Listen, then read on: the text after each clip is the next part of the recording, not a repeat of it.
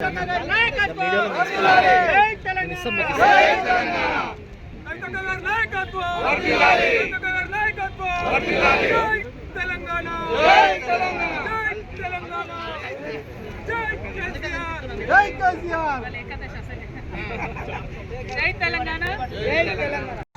వరకు కూడా బహుజన వర్గాలకు సంబంధించి ఏ విధంగా అణచివేత ఉందనడానికి ఏకలవ్యుని యొక్క జీవితమే ఉదాహరణ.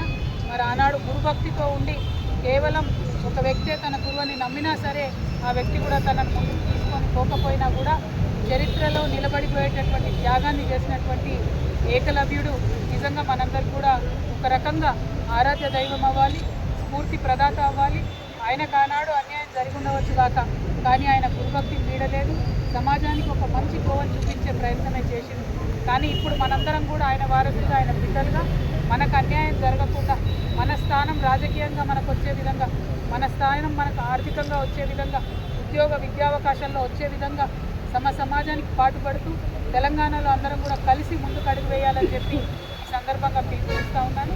దానికోసం నా వంతు ప్రయత్నంగా నేను మీ అందరినీ కలుపుకొని పోయి అనేక ఉద్యమాల్లో మనం ఇవాళ పాల్గొంచుకుంటూ ఉన్నాము. మీరు చెప్పినట్టుగా కేసీఆర్ గారు ఆనాడు కట్టించినటువంటి భవనం ఇవాళ కనీసం పూర్తి చేయలేని పరిస్థితులలో రాష్ట్ర ప్రభుత్వం ఉండడం చాలా దారుణం. ఏకలవ్య భవనం తప్పకుండా త్వరితగతిన పూర్తి చేయాలని ముందుగా కాంగ్రెస్ ప్రభుత్వాన్ని నేను డిమాండ్ చేస్తూ ఉన్నాను. అదేవిధంగా మరి ఎస్ స్కీమ్, YES అంటే ఎరుకల ఎంపవర్మెంట్ స్కీమ్ అనేటటువంటి పథకాన్ని గౌరవ పెద్దలు కేసీఆర్ గారు ఆనాడు ప్రవేశపెట్టడం జరిగింది. దాన్ని ఇప్పుడు ప్రభుత్వం కంప్లీట్గా తుంగలోకి తొక్కింది.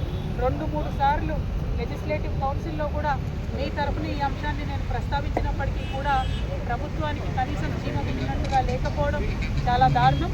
ఈరోజు ఏకలవ్య జయంతి సందర్భంగా మళ్ళొకసారి ప్రభుత్వాన్ని డిమాండ్ చేస్తూ ఉన్నాను. ఏదైతే 60 కోట్ల రూపాయలు 50,000 ఎరుకల కుటుంబాలకు లబ్ధి చేకూర్చే విధంగా కేసీఆర్ గారు ఆనాడు ప్రవేశపెట్టినారో ఆ పథకాన్ని యథాతథంగా లేకపోతే ఇంకొంత మెరుగుపరిచి ఇంకా ఎక్కువ కుటుంబాలను కూడా కలుపుకొని చేసే విధంగా ఇప్పుడున్నటువంటి ప్రభుత్వం వెంటనే ప్రయత్నం ప్రారంభించాలని చెప్పి ముఖ్యమంత్రి గారిని డిమాండ్ చేస్తూ ఉన్నాను.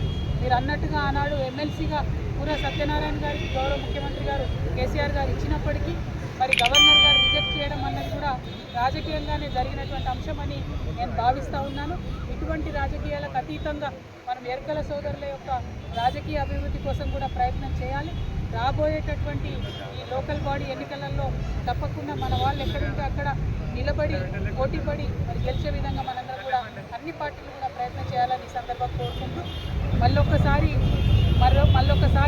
ఆర్థిక అభివృద్ధి జరగాలంటే ప్రత్యేకమైనటువంటి కార్పొరేషన్ ఉండాలనే డిమాండ్